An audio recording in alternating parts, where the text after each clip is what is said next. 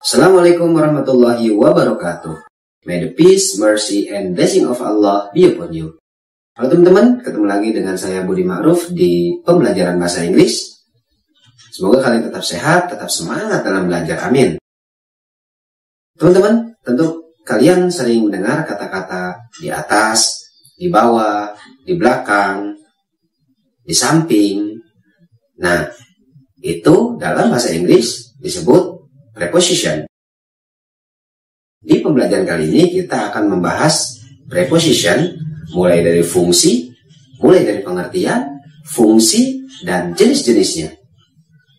Oke teman-teman, sebelum kita lanjut, bagi kalian yang baru mampir, silakan tekan like dan juga subscribe channel ini apabila channel ini dirasa ada manfaatnya. Oke? Simak sama-sama. 1, 2, 3, come on! Hey there. Subscribe to my channel. And also press this bell icon.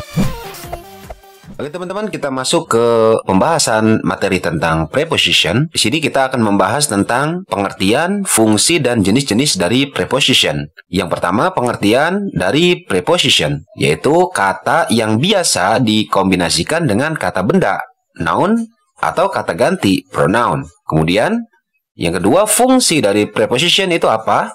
Yaitu digunakan di depan kata benda atau kata ganti dan menunjukkan hubungan antara kata benda atau kata ganti dalam sebuah kalimat. Mereka menggambarkan posisi waktu, mereka menggambarkan posisi, waktu, cara sesuatu dilakukan, dan lain sebagainya. Kemudian, yang ketiga, jenis-jenis preposition. Ada preposition of time, yaitu preposisi yang menunjukkan waktu. Kemudian, preposition of place and direction, yaitu preposisi yang menunjukkan tempat dan arah. Kemudian yang terakhir, preposition of agent or instrument, yaitu preposisi yang menunjukkan cara melakukan sesuatu itu. Oke, yang berikutnya, preposition of time. Apa sih preposition of time? Yaitu kata depan yang menunjukkan waktu, seperti before, after, since, at, in, dan on. Before, sebelum; after, sesudah; since, sejak; at, in, on, artinya pada. Jadi ketika menunjukkan waktu, at, in, on, artinya sama. Oke, kemudian kita lihat contohnya. Contoh before ya. I'll finish it before you come. Aku sudah menyelesaikannya, atau aku akan menyelesaikannya sebelum kamu datang. Before, sebelum. Oke, contoh after. After Sunday is Monday. Setelah hari Minggu adalah hari Senin. Jadi, ini adalah contoh after. Kemudian, I have been here since 2004. Saya sudah berada di sini sejak tahun 2004. Kemudian, contoh at, I take a bath at 6 o'clock. Aku mandi pada jam 6. Di sini, preposition of time-nya adalah at. I was born in 1995. Saya lahir pada tahun 1995. Kemudian contoh berikutnya, contoh on. My birthday is on September 19th. Tanggal lahirku adalah 19 September. Oke, itu adalah beberapa contoh dari preposition of time. Kemudian kita lanjutkan. Sekarang, preposition of place and direction. Preposisi yang menunjukkan tempat dan arah. Apa sih? Yaitu kata depan yang menunjukkan tempat.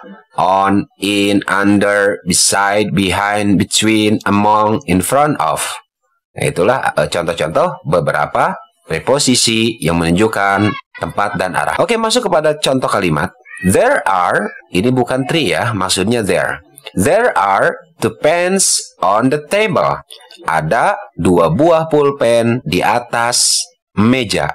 Oke, on ini menunjukkan tempat, di atas. Kemudian, there are 3 books in the bag. Ada 3 buah buku di dalam tas. In menunjukkan tempat. There are a ball under the table. Ada sebuah bola di bawah meja. Under menunjukkan tempat, artinya di bawah. My house is beside the supermarket. Rumahku di samping supermarket. Ini menunjukkan arah, beside. Budi is standing behind Lina. Budi sedang berdiri di belakang Lina. Behind menunjukkan arah. Andi is standing between Devi and Lina. Andi sedang berdiri di antara Devi and Lina. Her house is among the tall buildings. Rumahnya di antara gedung-gedung bertingkat atau gedung-gedung tinggi. Oke, perhatikan, between dan among itu artinya sama, di antara. Tapi bedanya, between digunakan di antara dua tempat. Jadi di antara dua. Tapi kalau among di antara banyak. Oke, bedanya bisa dipahami ya. Kemudian yang terakhir contohnya, Mr. Budi is standing in front of the class. Pak Budi sedang berdiri di depan kelas. In front of menunjukkan arah. Oke teman-teman, yang terakhir, preposition of agent and instrument. Apa sih pengertiannya? Yaitu kata depan yang berfungsi untuk menyatakan cara sesuatu itu dilakukan. Yaitu kata yang digunakan by, with, without. Oke, contoh kalimat. Kita perhatikan sama-sama. I will go there by train. Aku akan pergi ke sana menggunakan kereta api. Oke, kata by di sini adalah menunjukkan cara. Jadi menggunakan cara.